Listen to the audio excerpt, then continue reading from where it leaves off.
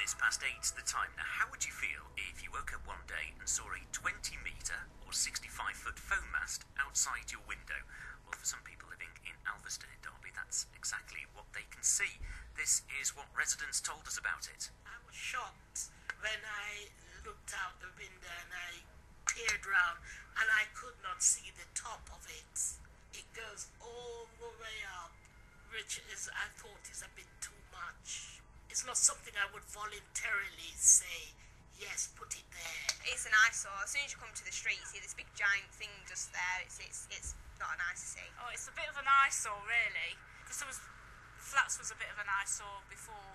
There was these big tall flats and it was always vandalised. Without it, I suppose I wouldn't get a signal.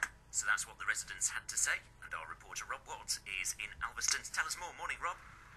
Good morning to you, Phil. Yes, I'm on Alvaston Lane in Alvaston, and I'm looking at this mast. Bus has just arrived, if you're wondering what that sound is. It's 20 metres high. It is huge, I must say. It's probably 2 foot in diameter at the base. I'm joined by Luke Stacey, whose house looks directly over it. In fact, it's about 10 metres away. What did you think when you first saw it?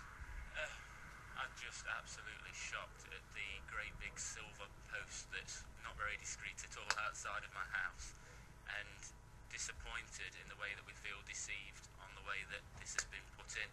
Like I say, we were told that this was an emergency foam mast. We found out the old foam mast that was in place was decommissioned in March 2011, so a year later that's supposed to be an emergency.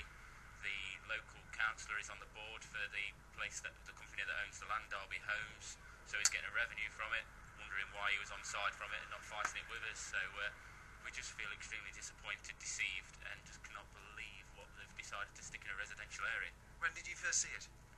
Monday was when they first put the concrete pad down in place. We contacted the council and said this has been built without planning permission, and they said seek legal advice if you want to go further. We've sought legal advice, and we've been told that there is a case, but it will cost us £2,500 to be represented, which obviously isn't something that anybody can stump up very easily at this time. So have you any plans to try and raise that? That's the plan, yeah. We've got plenty of petitions signed, but we've just got to talk between the neighbours and see if we can raise that between us, and see who's going to head that, probably myself. How many signatures have you managed to get?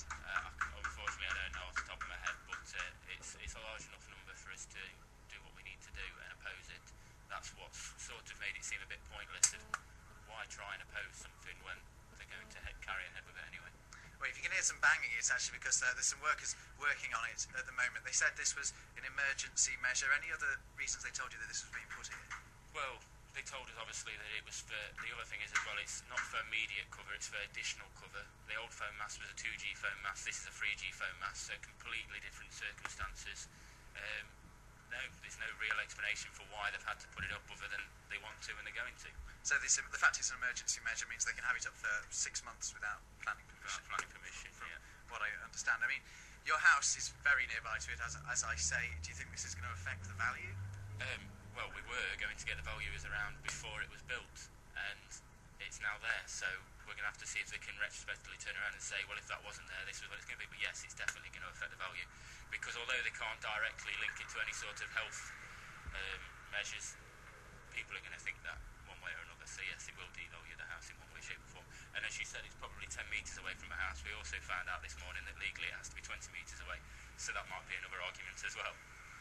It's just, the process just hasn't been followed, and these processes are supposed to be in place for the good of everyone, and they're just not following it. All right, well, thanks a lot, Luke. We have actually contacted Orange, who own the mast, but they weren't available to give us any comment this morning, so we're still awaiting a reply from them.